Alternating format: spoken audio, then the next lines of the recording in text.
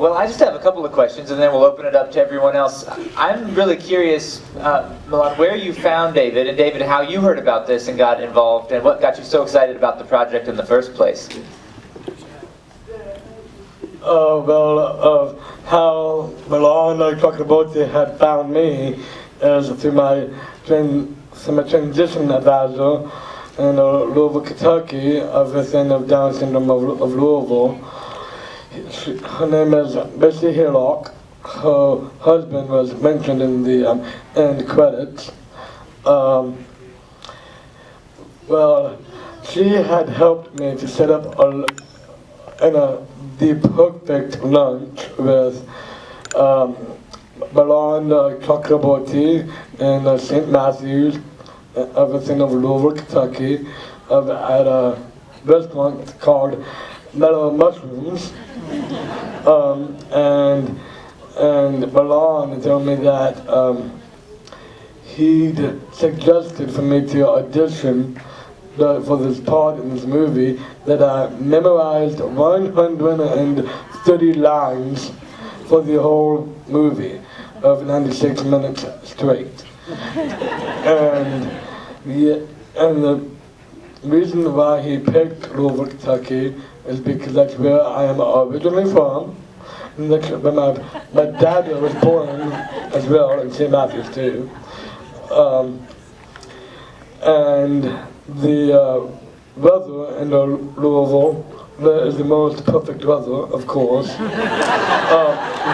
That's exactly the reason why they didn't have to pay for any cues for the weather.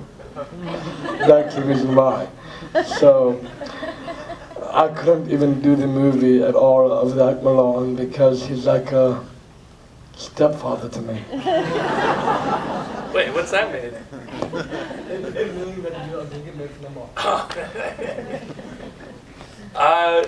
That's kind of how it happened. I mean, we couldn't have done it, so we picked Louisville for a million different reasons. Part of it was, I actually, we had it written for my hometown of Terre Haute. And after some people that believed in the film said, let's do this, I contacted some people, the Indiana Film Commission, and they said, look at that, you're a fan.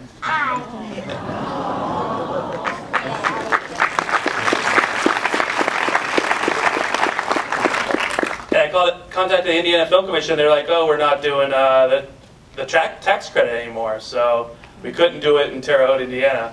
So if you, the people that live here, contact your local representatives and senators. This movie, Fault Is in Our Stars, The Judge, they all would have been filmed here with tax credits. Did I get a hook too? Thank you.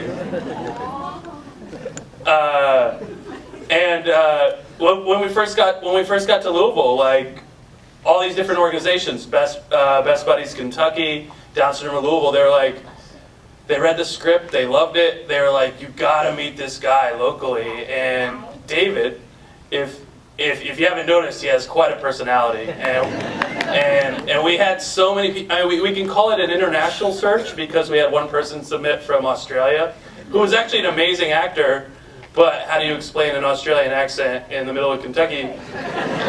And wrap it up. And then so I met David, and to know David is to love David, and it just seemed the right choice. We had a tough decision, but at the end of the day, his personality won out, and it's been an honor. It's changed all of our lives, and maybe it's changed a few people's lives in here. And part of what we're trying to do is change a lot of common conceptions and misconceptions, and we can do that one person at a time. Obviously, in the end, we learned David was more about his abilities than any kind of disability, and so that's how we found David.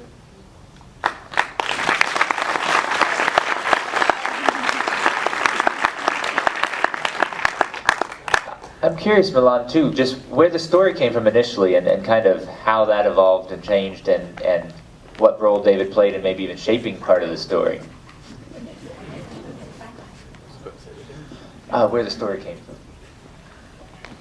Where the story came from, I mean, I'm only a producer, and so the story came from a good friend of mine who was the writer-director of my first film called Rock Slide, which he made like 6 years ago, and I was looking for a feel-good family film. Like growing up here, my favorite movies are still Rudy and Hoosiers, and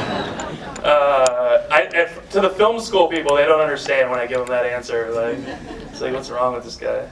There's a lot of things wrong with me. Well, I'm sure some of you have questions as well, and I don't want to hog the mic. Yeah, down here, we'll get started. David, you were great in the film, and I'm wondering, did you have a favorite scene to shoot? Yes, I did have a favorite scene to shoot. Well, my favorite scene that was shot was probably, I don't know. I like the one when you're eating all the fruit, all the different fruit. That was my amazing day of hitting the fruit. But my personal favorite is a favorite that I could, if I was the director, I would have redirected the scene of in the hospital scene.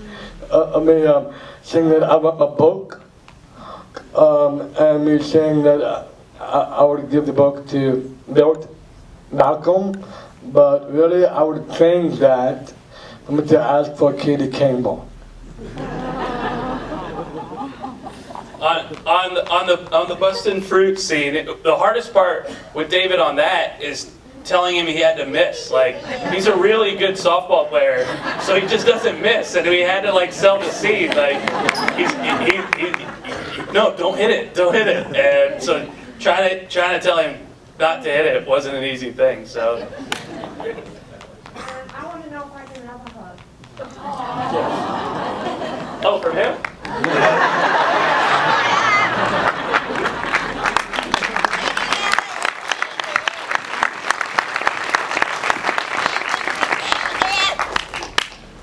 That's a good question. I think there was another hand back there, maybe? Yeah, go ahead.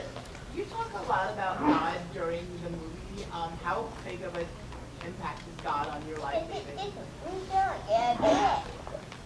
100% of my life, and the reason why is because I go to church every single Sunday morning, and the time that I go to church is mainly 11:30 instead of 9 o'clock, because I like to do my morning routine while I think about God, but I think God is the number one, first and foremost, the most important person in my whole life, besides Chris Dowling, Milan, and Dan Mahalik. But really, all of us in here, including the Heartland Film Festival, are all God's children. I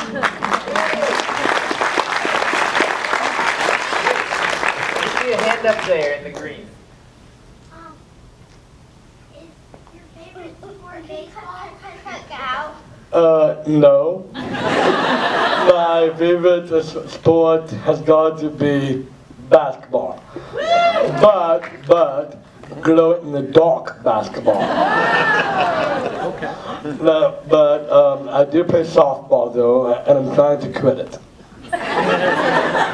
Because softball is a barrier to me. The reason why softball is a barrier to me is because it's one of the reasons why that I cannot do other things in my life.